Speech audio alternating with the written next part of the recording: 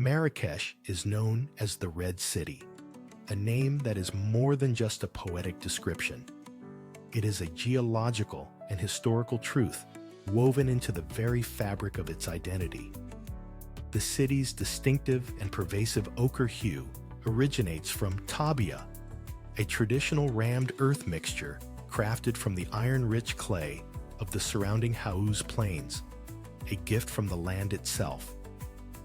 The process involves mixing the local earth with water and sometimes straw or lime for stability before compacting it within wooden forms to create thick, load-bearing walls that possess remarkable thermal properties. This building technique was decreed by the city's Almoravid founders in the 11th century, not merely as an aesthetic choice, but as a pragmatic and powerfully unifying vision. By mandating the use of the most abundant local resource, they established a singular architectural language that would define the city for a millennium, ensuring both its visual cohesion and its resilience against the elements. For nearly 1,000 years, these formidable walls, towering ramparts, and the intimate riads hidden within have absorbed the intense North African sun, their color modulating from a soft, blushing rose at dawn, through a vibrant orange at midday, to a deep, fiery terracotta at dusk that seems to set the entire city ablaze. It is.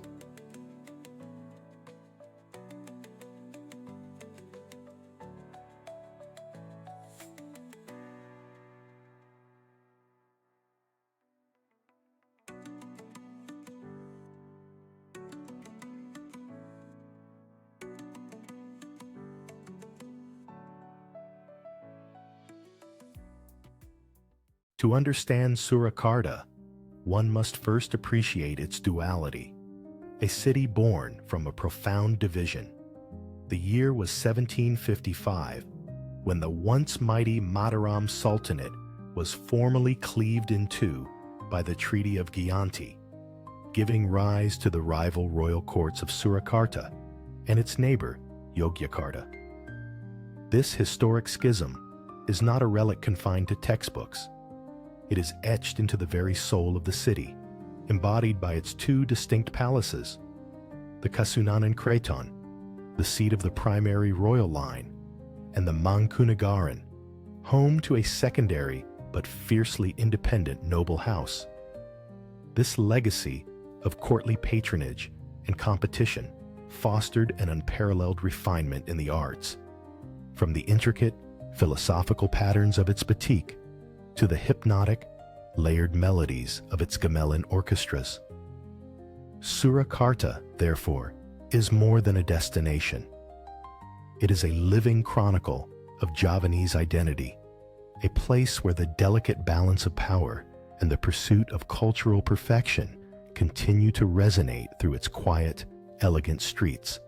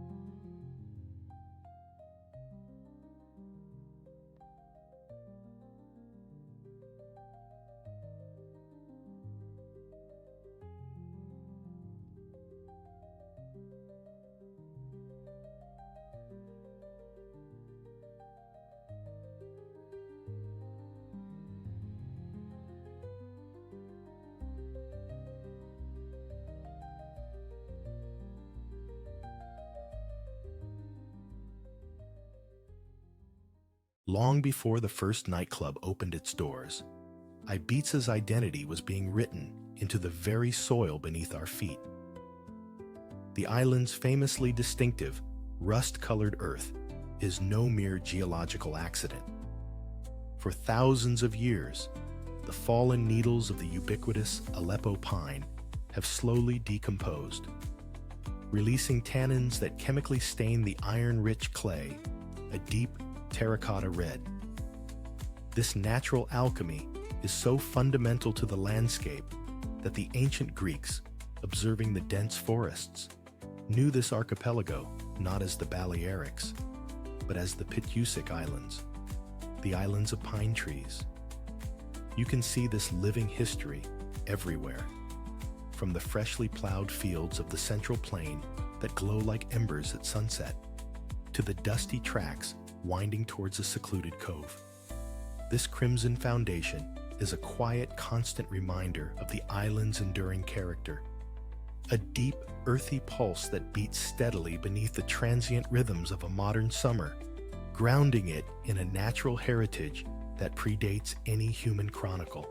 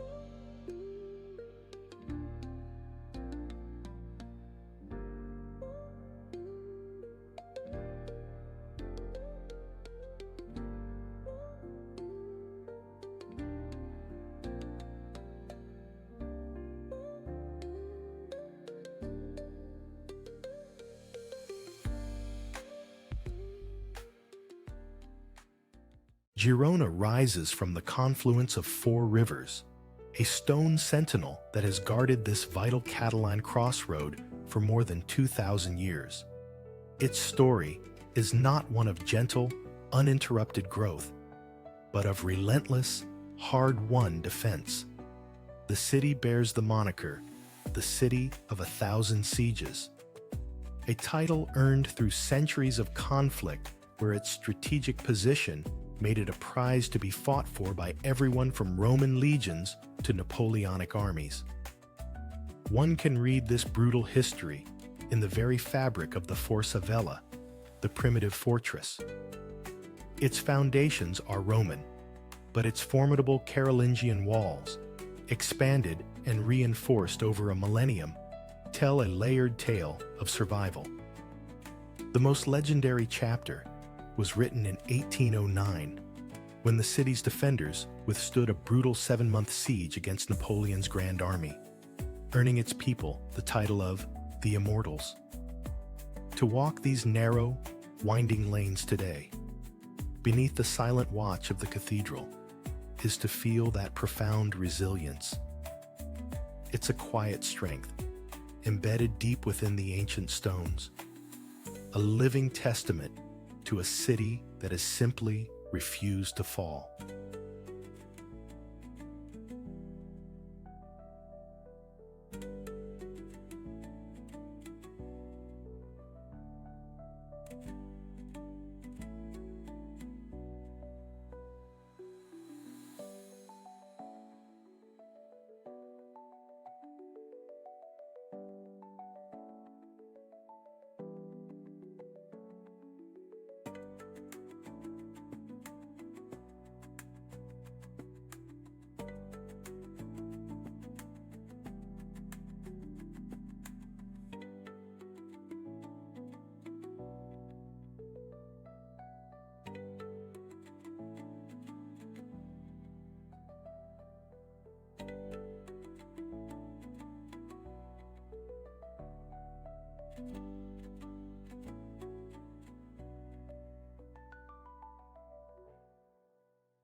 To stand here, amidst the silent, rust-colored cones of Timanfaya, is to witness the aftermath of a world being remade.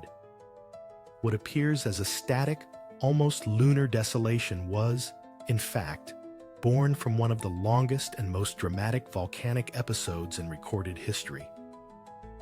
Beginning in the year 1730, the Earth here did not just erupt.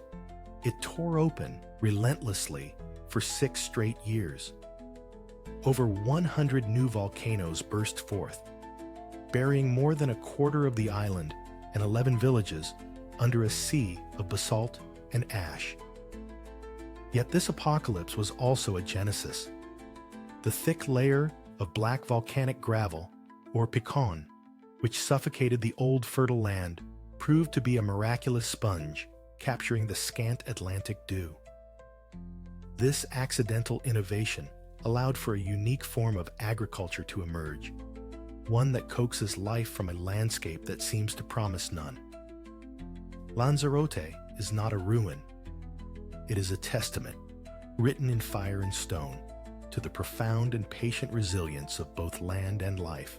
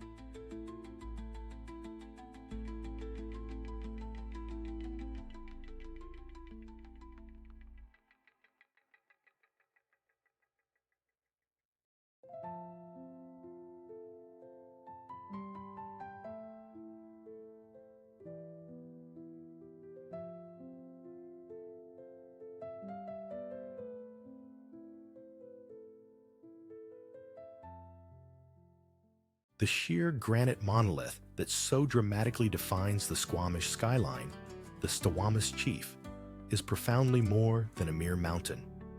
It is a geological survivor of immense antiquity. This colossal body of granodiorite is a pluton, the once molten, now solidified heart of a vast magma chamber that slowly cooled and crystallized deep beneath the Earth's surface nearly 100 million years ago, during the age of dinosaurs. Its present, awe-inspiring form, however, was sculpted far more recently in the grand scale of geologic time.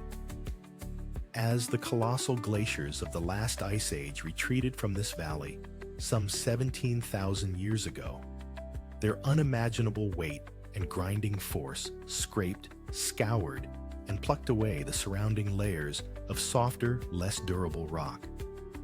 This relentless glacial erosion stripped the land bare, finally revealing the resilient, unyielding granitic core we see today, its sheer faces polished by the moving ice. Yet, for the Squex-Wusavamesh people, whose history is inextricably woven with this landscape, this is no simple landmark, but Shemsmanit, a sacred and powerful place long used for spiritual journeys, rites of passage, and profound transformation. It stands today as a silent, multifaceted testament, a monument to the unfathomable depths of deep time, a breathtaking canvas of raw glacial artistry, and a living cornerstone of ancient culture, embodying the very essence of this land where the mountains meet the sea.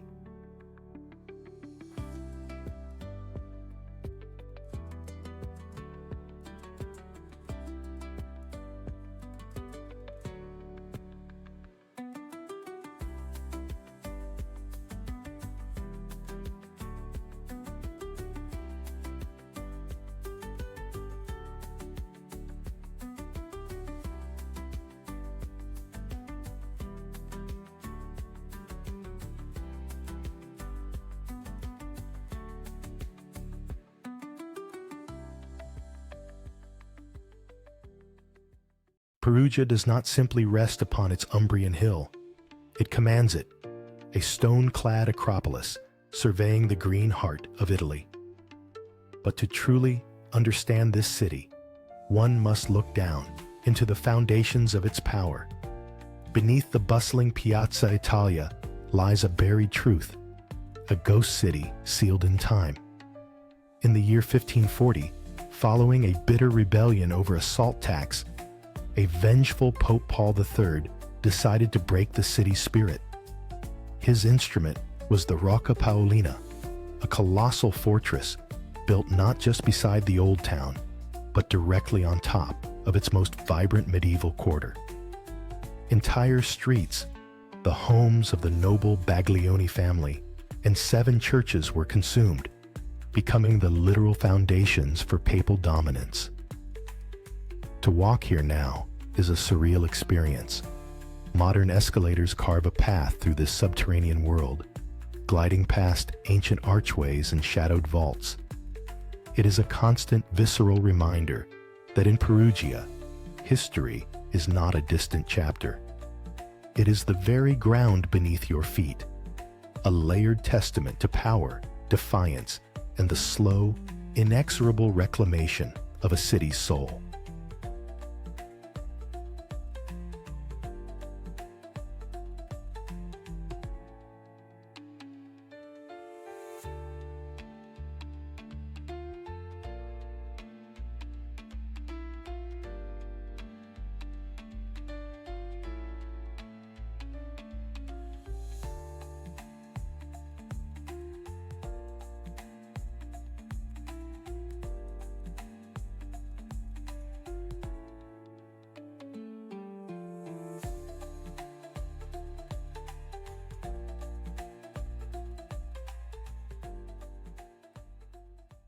In an age defined by glacial retreat, the Taku long stood as a defiant exception.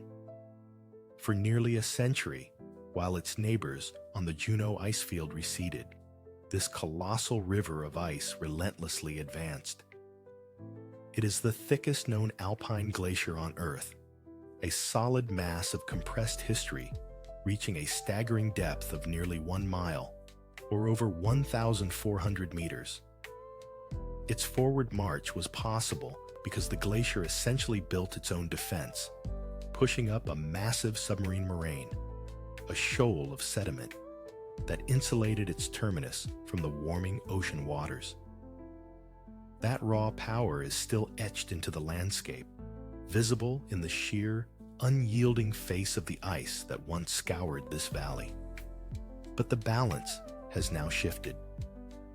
After more than 80 years of growth, the Taku has finally begun to thin and pull back from the very shoal it created, marking the end of a remarkable geological anomaly and a final, silent surrender to a changing world.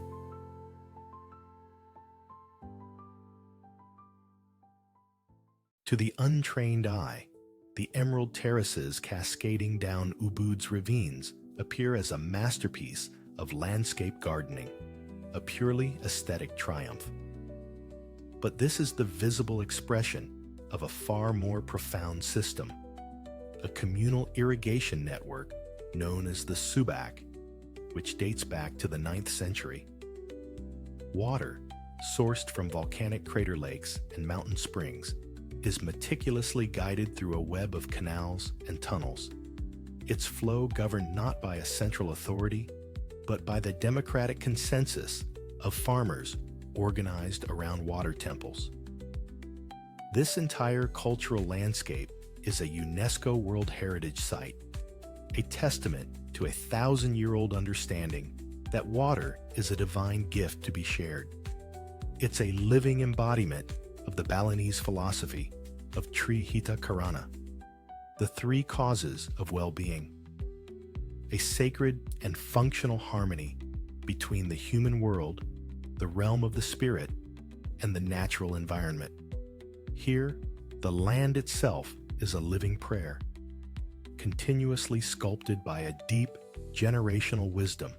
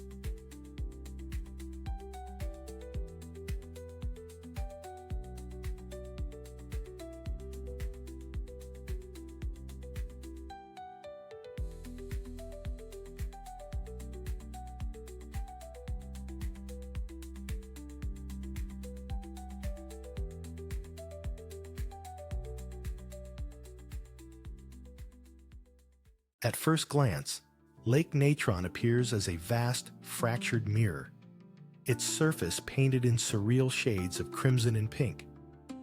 But this is not an artist's palette. It is a chemical masterpiece, an alien landscape sculpted by geology. The architect of this environment is the nearby volcano, Ol Doinyo Lengai, the only one on Earth to erupt a rare natrocarbonatite lava. This unique flow continuously leaches sodium carbonate into the water, creating an intensely alkaline solution with a pH that can exceed 10.5. This caustic brew, which gives the lake its name, is responsible for the infamous petrified animals, their bodies preserved in calcified detail. Yet the vibrant red hues are themselves a sign of life. Billions of salt-loving microorganisms that flourish where little else can. It is a profound paradox, a primordial soup that is simultaneously a deadly trap and the planet's single most important breeding ground for nearly 2.5 million lesser flamingos who have uniquely adapted to build their nests on its salt islands, safe from predators. In one of Earth's most inhospitable corners, life has not only found a way, it has found a sanctuary.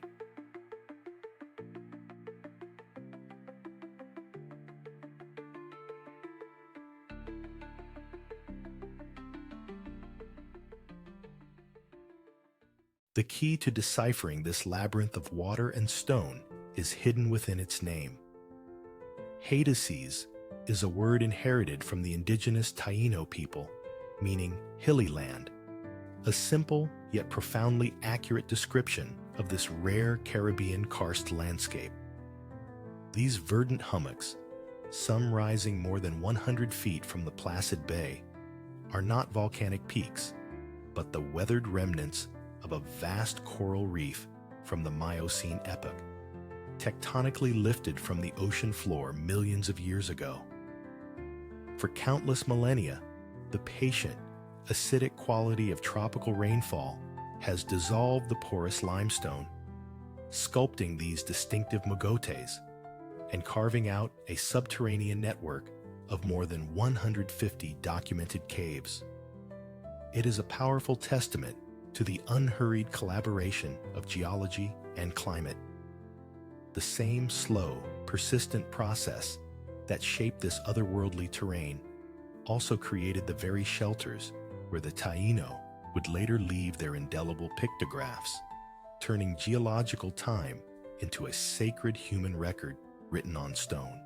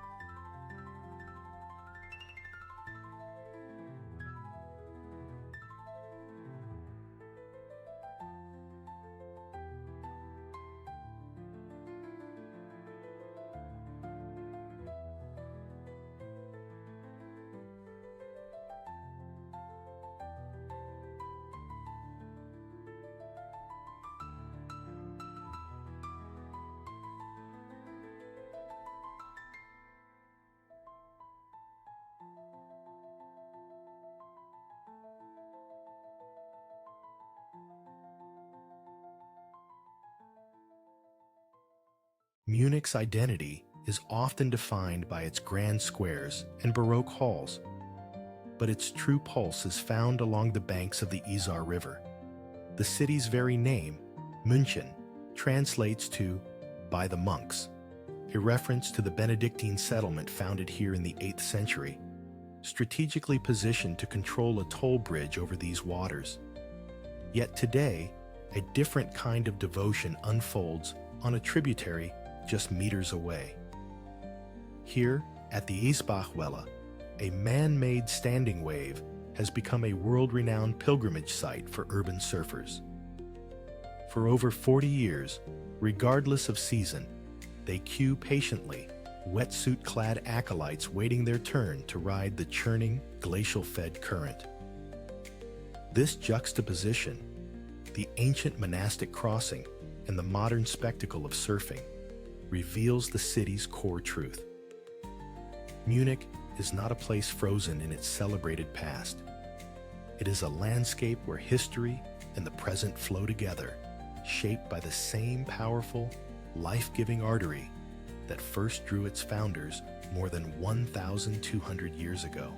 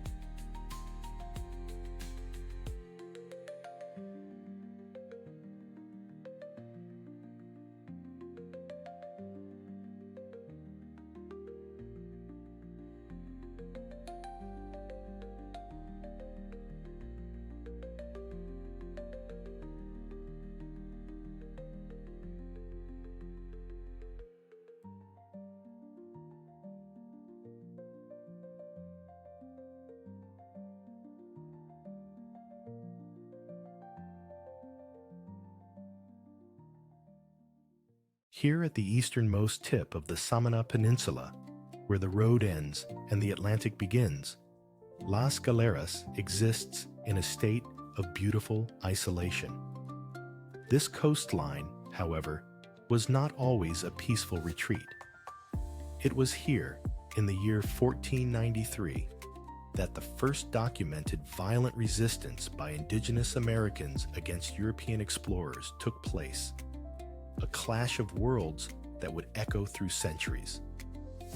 The Taino people, armed with bows, met Columbus's men in what became known as the Gulf of Arrows. The very name of the town, the Galleys, is a later echo from the 16th century, a reference to the warships anchored in these protected coves. Today, that dramatic history feels distant, absorbed by the limestone cliffs and the rhythmic calm of the sea. It's a powerful reminder that even in the most serene corners of the earth, the land itself bears witness to the profound, often turbulent story of humanity.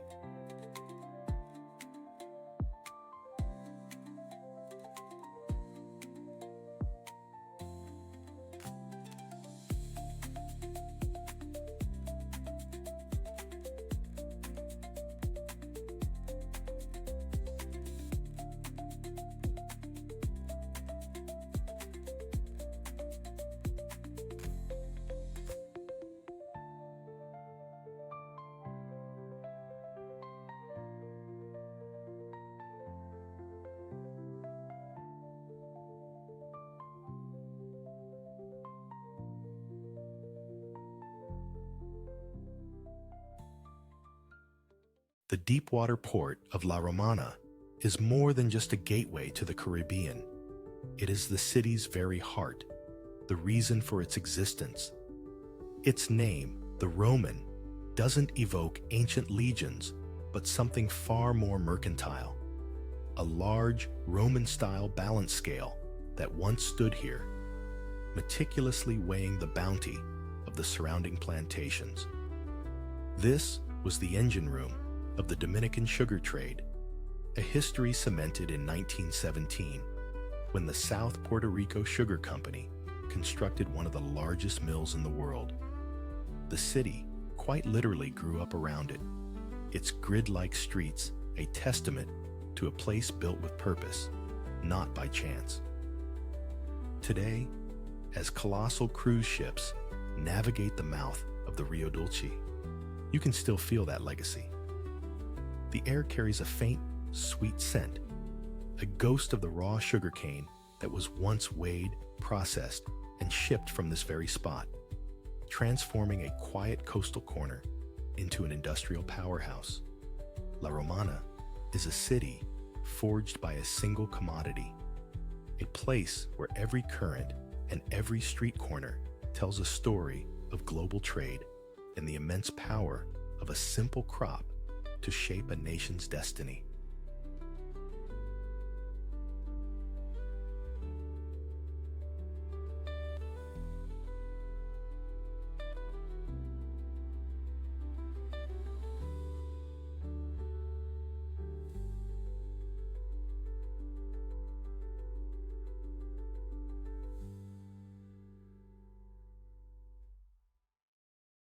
Talkeetna presents itself as a quirky outpost, but its story is etched into the very landscape it occupies. The town's name, a legacy of the Dena'ina people, translates to River of Plenty, a direct reference to its strategic position at the confluence of three glacial rivers, the Susitna, the Chulitna, and the Talkeetna. This natural meeting point wasn't lost on early 20th century planners, who in 1916 designated the fledgling settlement as a district headquarters for the monumental task of constructing the Alaska Railroad.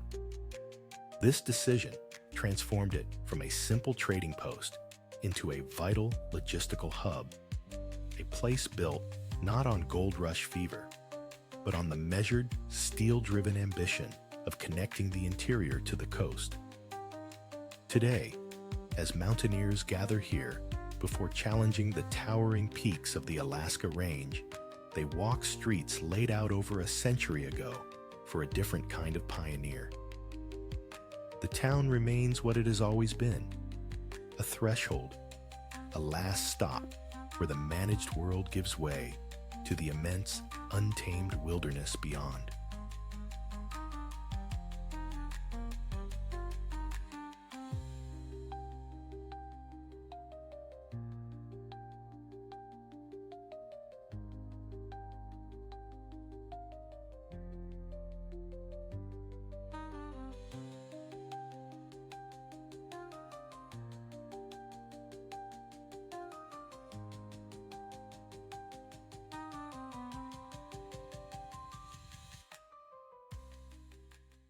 The Arc of Luanda Bay, with its placid waters shielded from the Atlantic, is a masterpiece of coastal geology.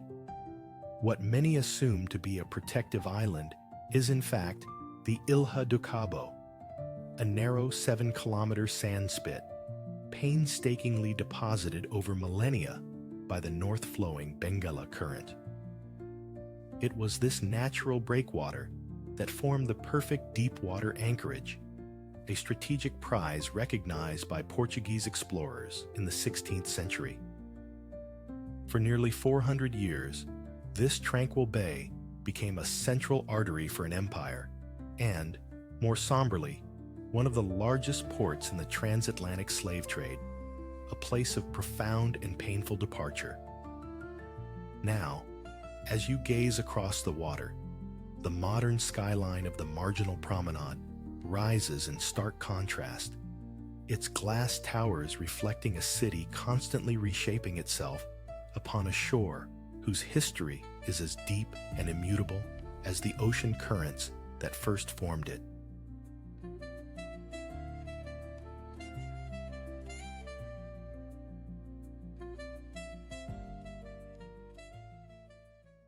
To understand Leipzig is to understand the intersection of commerce and culture, a relationship forged over nearly 9 centuries. Long before Berlin was a capital, Leipzig was a continental nexus, granted market privileges as early as the year 1165. This wasn't merely a place to trade goods. It was the birthplace of the modern trade fair, a concept that drew merchants and intellectuals from across the known world. This legacy of exchange is not confined to museums. It is carved into the very architecture of the city center. You see it in the magnificent network of covered passages, the Messehofe, which allowed business to continue unabated by weather. These elegant arcades, like the famed Medlar Passage, are more than just thoroughfares. They are monuments to a pragmatic and prosperous spirit. It was this very wealth, generated by trade, that financed the city's golden age of music, allowing it to become a home for giants like Bach and Mendelssohn. Here, the clinking of coins has always composed a symphony with the notes of a cantata, creating a city whose pulse is a unique rhythm of enterprise and art.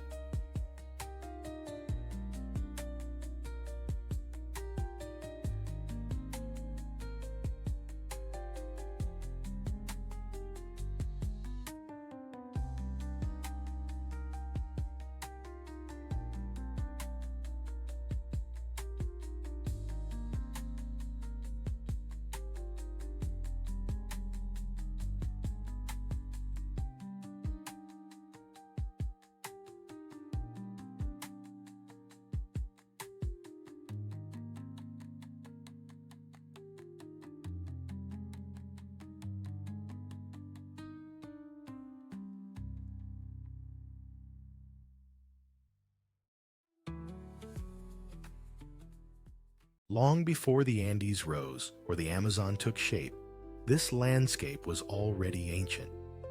Canaima National Park rests upon the Guiana Shield, a Precambrian geological formation dating back nearly 2 billion years, one of the oldest surfaces on the planet. Its iconic tabletop mountains, the Tepuis, are not the product of tectonic uplift, but are the colossal, erosion-resistant remnants of a once vast sandstone plateau. Scoured by millennia of wind and rain, each summit has become a biological island, a world isolated in the clouds. This profound separation has fostered ecosystems found nowhere else on Earth, a living laboratory where unique flora and fauna have charted their own distinct evolutionary course over millions of years. What we witness here, then, is not merely a landscape of dramatic beauty, but a tangible link to a primordial world, a chapter of our planet's deepest history, preserved in stone and mist.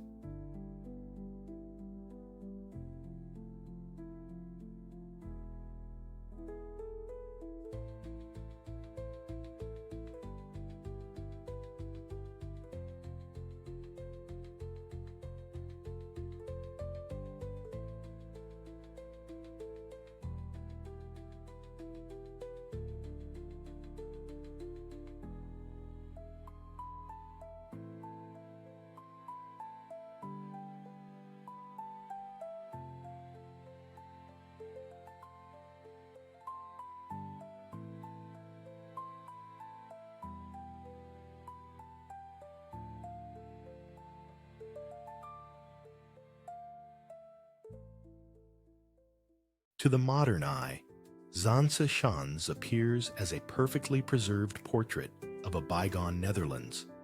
But this idyllic landscape was, in fact, the engine room of the Dutch Golden Age. At its zenith, in the 17th century, this narrow stretch of land along the River Zaan was home to over 600 industrial windmills, creating what many consider the world's first industrial zone. This was not merely about draining polders. It was a symphony of industry where wind powered the grinding of spices from the east, the pressing of oil from seeds, and most critically, the sawing of Scandinavian timber. The rhythmic pulse of crankshaft-driven sawmills, a revolutionary local invention, allowed for the mass production of the ships that would dominate global trade.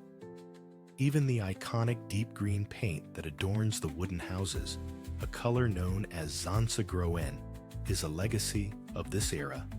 Its pigments a durable byproduct from the region's oil mills. What we witness today is not simply a collection of historic buildings. but a living testament to an era when the wind itself was harnessed to forge a global superpower.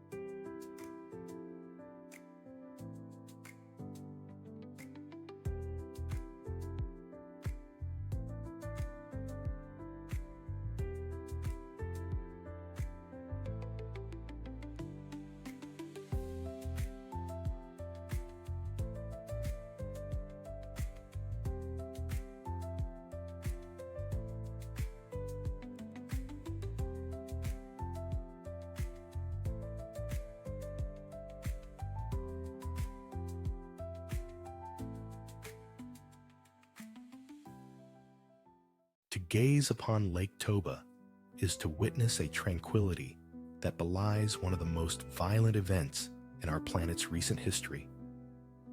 This is not merely a lake. It is the water-filled caldera of a supervolcano.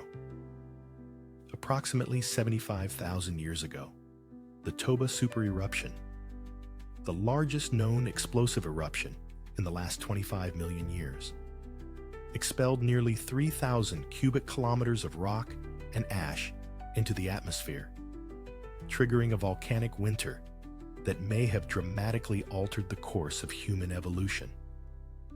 The immense body of water before us, 100 kilometers long and up to 30 kilometers wide, fills the void left by that cataclysm. In its center, the landmass of Samosir Island is not an ordinary island, but a resurgent dome, a vast block of Earth's crust pushed up by magma pressure from below, long after the initial collapse. It is a profound geological lesson, a landscape forged by unimaginable power, now cradling the unique Batak culture in its serene, deep blue embrace. Here, the Earth's most destructive forces have paradoxically created a sanctuary of immense peace, a quiet reminder of the deep, slumbering power that lies just beneath the surface.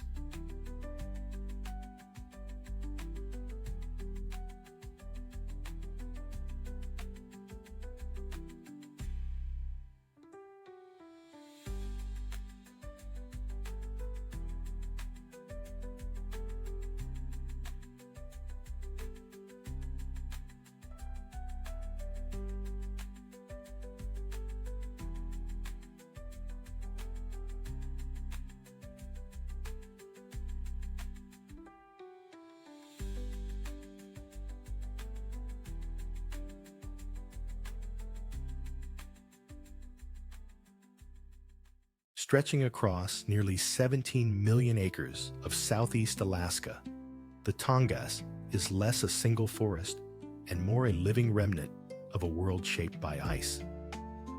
The landscape we see today, a labyrinth of more than 1,000 islands known as the Alexander Archipelago, with deep, silent fjords and towering mountains, was sculpted not by water alone, but by the immense grinding power of glaciers.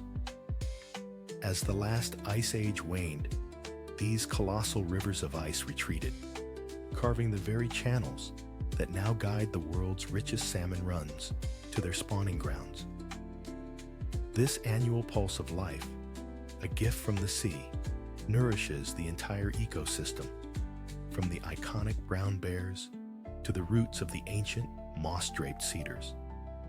Every Sitka spruce, some reaching heights of over 200 feet, stands on ground that was, in geological terms, only recently released from its frozen tomb.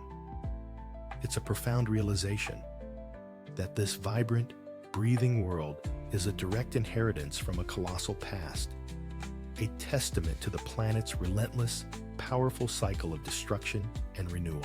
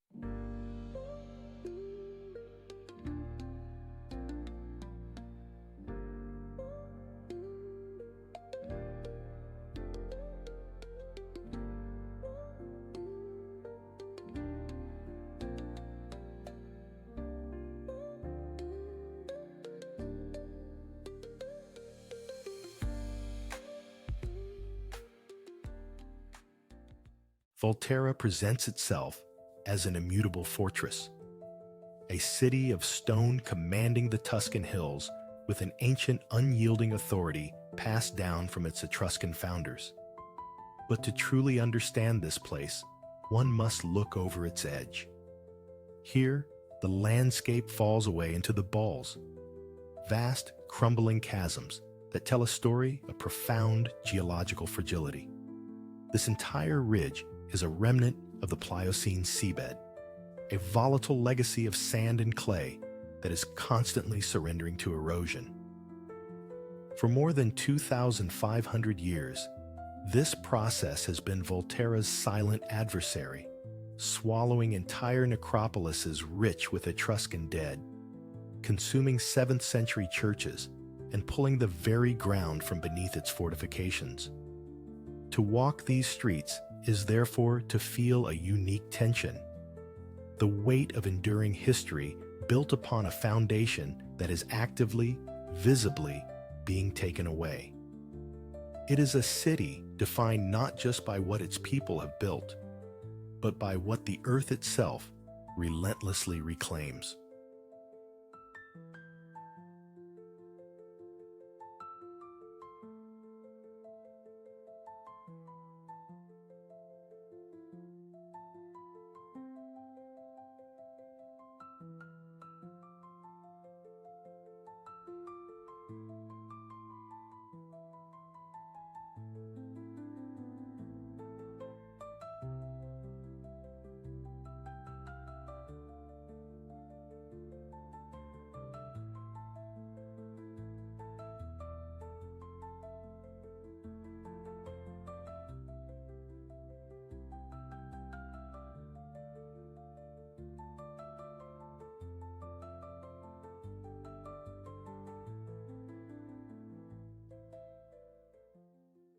The first thing one notices about Canema Lagoon is not the thunder of its waterfalls, but the profound color of its water.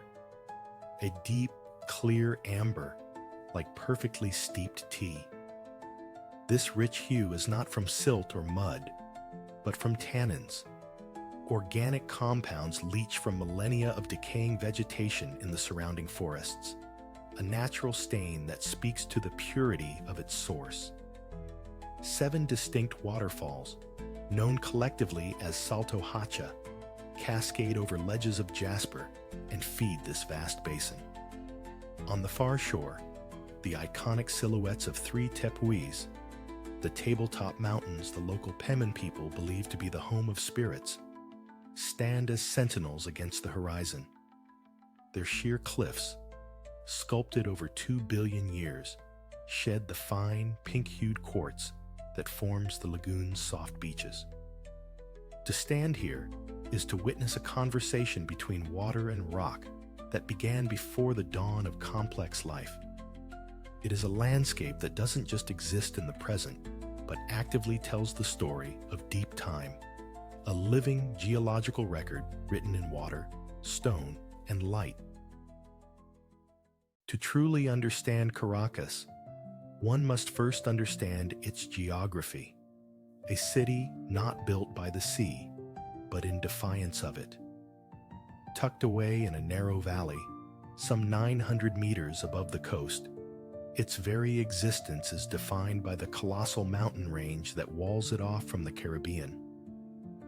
This great green barrier, known to its first inhabitants as Warrera Repano, rises over 2,700 meters, creating a distinct, temperate microclimate that earned the city its moniker, the City of Eternal Spring. For centuries, this mountain has been both guardian and gatekeeper. It has dictated the city's very shape, forcing its 21st century sprawl to stretch east and west along the Guaire River basin, unable to climb the sheer slopes. This constant, looming presence is more than just a backdrop. It is the city's compass, its lung, and the silent arbiter of its destiny, a geological fact that has shaped the psychology of every soul living in its shadow.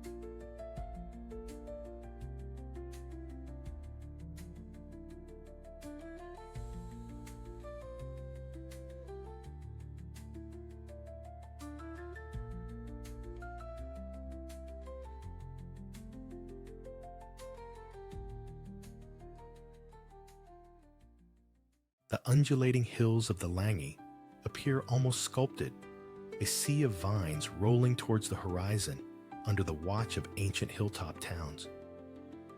But this is more than just a beautiful landscape.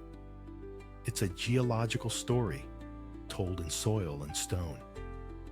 Millions of years ago, this entire region lay at the bottom of the Pedanian Sea. As the waters receded, they left behind deep layers of calcareous marl, a compressed blend of clay and limestone rich with marine fossils. This ancient seabed, composed of what geologists call Tortonian and Cerevallian soils, is precisely what gives the native Nebbiolo grape its profound character. The soil's poor fertility forces the vines to struggle, driving their roots deep to find nutrients and concentrating the flavors in the fruit, resulting in the complex tannins and aromatic depth of the world-renowned Barolo and Barbaresco wines. So, what we see is not merely agriculture.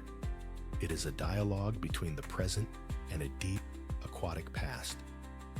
Every vineyard contour, every sip of wine is a direct inheritance from an ocean that vanished 10 million years ago, a liquid echo of a world long gone.